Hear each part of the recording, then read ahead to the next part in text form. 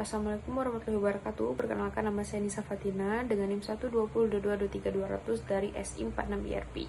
Pada video ini saya akan menjelaskan bagaimana proyeksi dunia kerja di bidang teknologi informasi khususnya di ranah IRP yang akan bertransformasi dalam 5 tahun ke depan, yaitu dari 2025 hingga 2030.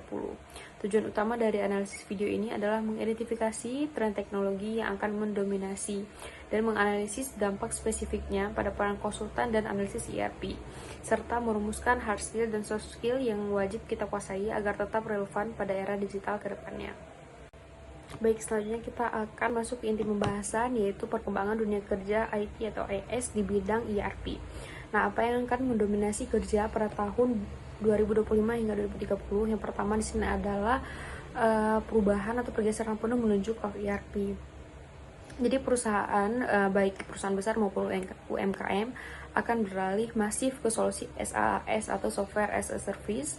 Kemudian cloud ERP seperti SAP atau SAP for HANA Cloud, kemudian ada Oracle Fusion dan Dynamics 365.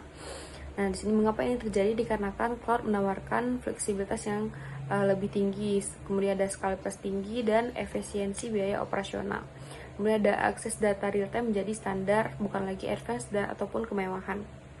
Nah, jika cloud adalah fondasinya, maka AI atau kecerdasan buatan adalah mesinnya. Jadi, yang kedua adalah integrasi AI dan otomatisasi yang mendalam dalam sistem ERP. Nah, di sini AI tidak akan menggantikan ERP, tapi membuatnya menjadi lebih pintar. Nah, AI atau machine learning digunakan untuk menganalisis prediktif, misalnya memprediksi secara akurat kebutuhan stok di supply chain atau memproyeksikan cash flow perusahaan. Nah, selain itu ada RPA, yaitu Robotic Process Automation, yang akan mengambil alih jurnal-jurnal atau tugas-tugas repetitif di modul ERP seperti pemrosesan invoice atau entry jurnal.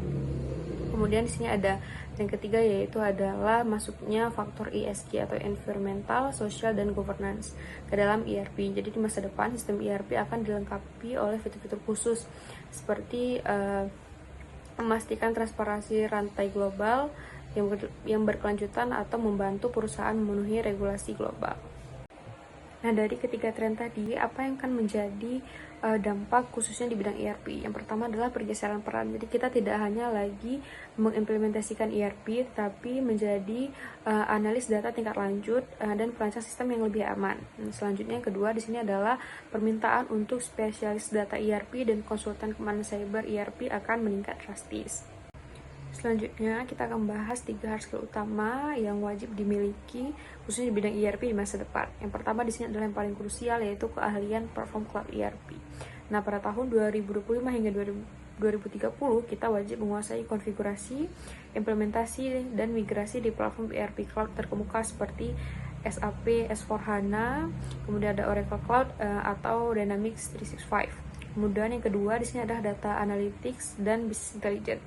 Nah, dengan data ERP yang masif di cloud, kemampuan kita untuk mengolah data mentah menjadi penting. Jadi pengolahan data dapat menggunakan tools business intelligence seperti Power BI atau Tableau. Kemudian yang ketiga di sini adalah pemahaman integrasi AI. Nah, jadi kita tidak harus menjadi data scientist, tetapi dapat mengerti bagaimana mengintegrasikan fitur machine learning ke dalam modul ERP untuk otomatisasi proses atau membuat fungsi prediktif di modul supply chain management atau keuangan. Berikut adalah 3 soft skill yang menurut saya paling penting untuk profesional ERP. Yang pertama yaitu adalah adaptabilitas dan growth mindset. Jadi dikarenakan sistem ERP kalau selalu diperbarui, kita harus punya kemauan dan kecepatan untuk terus belajar, beradaptasi dengan fitur baru, dan tangguh terhadap ketidakpastian dari teknologi. Yang kedua yaitu adalah critical thinking dan problem solving. Jadi tugas utama dari konsultan ERP adalah memisahkan masalah bisnis yang rumit. Jadi kita harus mampu menganalisis akar masalah, memetakannya, dan merancang solusi teknis yang paling efektif dalam penyelesaian masalah tersebut. Yang terakhir yaitu adalah komunikasi lintas fungsi. Jadi ERP adalah sistem yang menghubungkan seluruh divisi. Jadi kemampuan kita untuk berkomunikasi dengan jelas, menjelaskan teknis kepada manajer keuangan, HRD, atau tim SCM yang non-teknisi adalah kunci keberhasilan dari setiap implementasi dari proyek ERP. Yang terakhir, peran kita sebagai mahasiswa dan calon profesional ERP tidak lagi sekedar mengoperasikan sistem, melainkan menjadi jembatan penting yang menghubungkan inovasi teknologi dengan kebutuhan strategi bisnis. Untuk itu, kita harus terus mengasah hard skill dan soft skill agar lebih mudah beradaptasi dengan perubahan teknologi itu sendiri. Terima kasih telah menonton. Wassalamualaikum warahmatullahi wabarakatuh.